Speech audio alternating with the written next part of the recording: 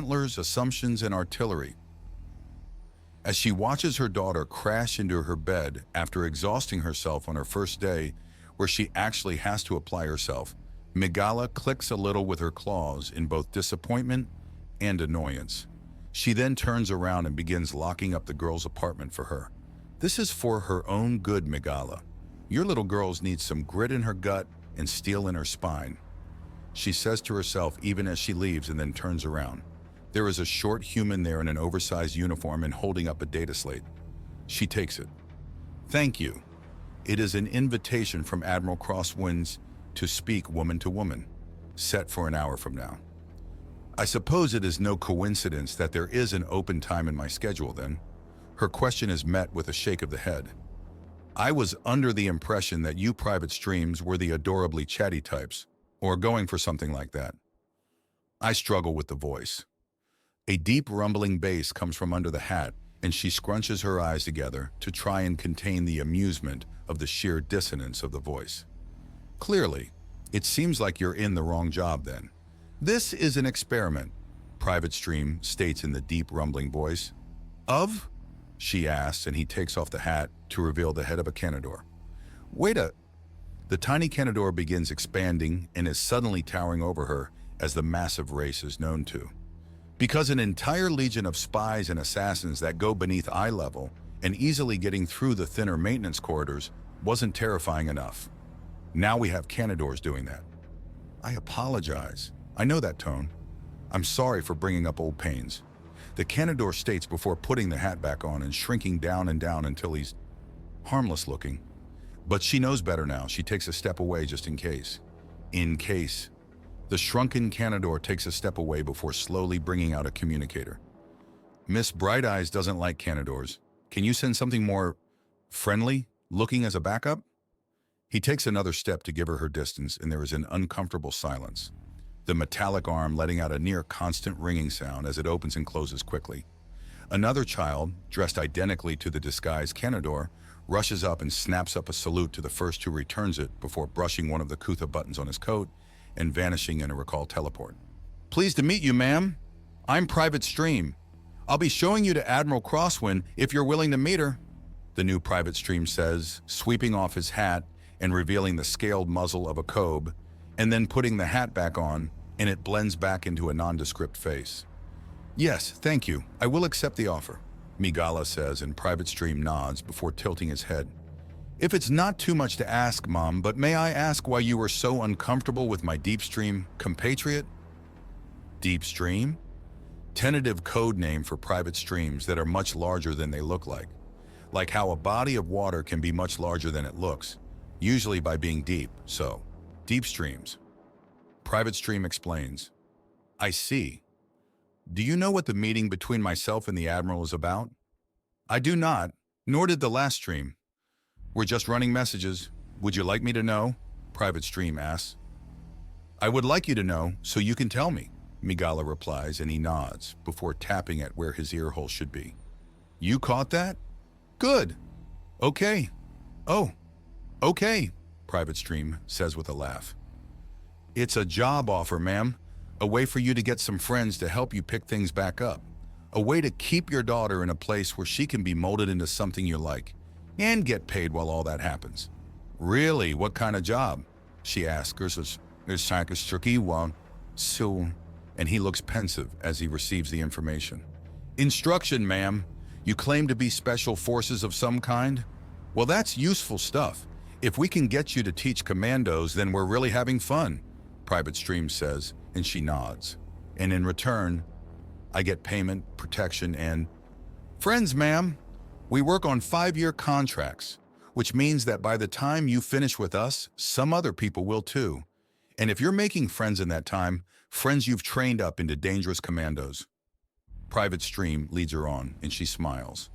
Then I will have the strength at my back to regain control of the fractured stung. Yep, and if you prove yourself wise, well, we've sponsored wiser criminals before.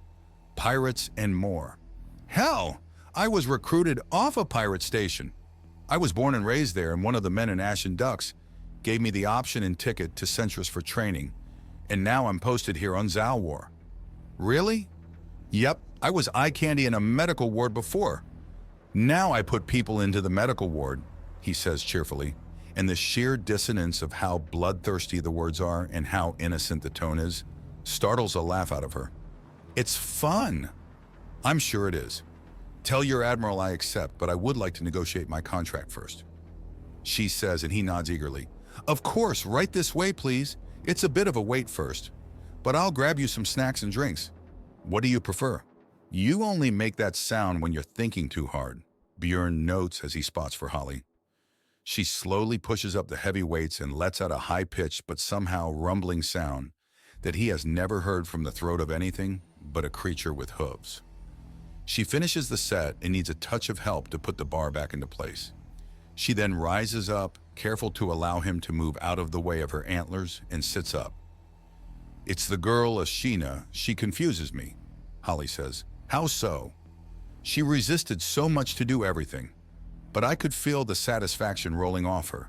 She hated being forced to be here, but loved doing it. Even though she struggled every step? Bjorn asks. Yes, she... I don't think she's ever accomplished anything worth remembering, Holly says, and Bjorn pauses and considers. Why, though? Why would anyone be sheltered that much? I can understand how, but not why, Bjorn asks. Ah, excellent. Please come in. Hopefully Private Stream's hospitality has been sufficient to tide you over during the wait, Admiral Crosswind says as she welcomes Megala into her office. It has been sufficient, Megala states as she takes a seat across from Crosswind. Now, you wish to hire me as a teacher? Yes, you are a coup survivor. You have clearly been in battle and have an interesting history, which means in all likelihood, interesting skills. I would like to know what those skills are, so I may know how best to apply them, Admiral Crosswind says, and Megala nods. Very well. First, you need to know generally how the stung worked when it was in its glory days. I would have asked about that anyways, so by all means. Admiral Crosswind encourages her. All right, I was a blooded claw. It's what we called the girls who killed for family and were considered family. Only those that were of the blood or swore the blood oath were claws. Blooded were those that had gone all the way for the family. I see, and compared to other blooded claws, how experienced were you? She asks as the implications that some members of the stung could very well have never killed but were considered fully part of the family, or that even the killers for the family might not be sworn in. Basically, I was the go-to girl for when you had to make absolutely sure a group of girls were dealt with. You want some random girl dead? Send some random blooded egg or larva. You want a ship full of extra crazy adepts to die screaming? You get the strong left claw in there and rip out their hearts. You were an anti-adept specialist? Admiral Crosswind asks. Not exactly. It's just that there are very easy ways to deal with them. For all their powers, if you can keep control yourself, if you can stay calm and act like you belong, then there's few, if any, ways for them to stop you. No one can defend against a sudden plasma bomb hidden in the paneling of the ship, or even just a sharp claw at night. Or hell, tritite shrapnel bombs work very well, Megala says, and Admiral Crosswind smiles widely. Very nice. So your self-description of special forces is very accurate, it seems. Now you mentioned negotiating the contract before we even look at it. May I ask why? Because I doubt your standard contract includes investigations into a decades-old criminal action, Megala states, and Admiral Crosswind smiles. It would be excellent training for trackers and the like, Admiral Crosswind says, and Megala smirks. Which leads me to my second issue, my daughter, Megala states. Ah, yes, that issue. If I try signing her up, she's gonna just piss off her fellow squad mates so badly they're liable to kill her, Megala states in a deeply annoyed tone. From my understanding of the girl, she needs a severe wake-up call.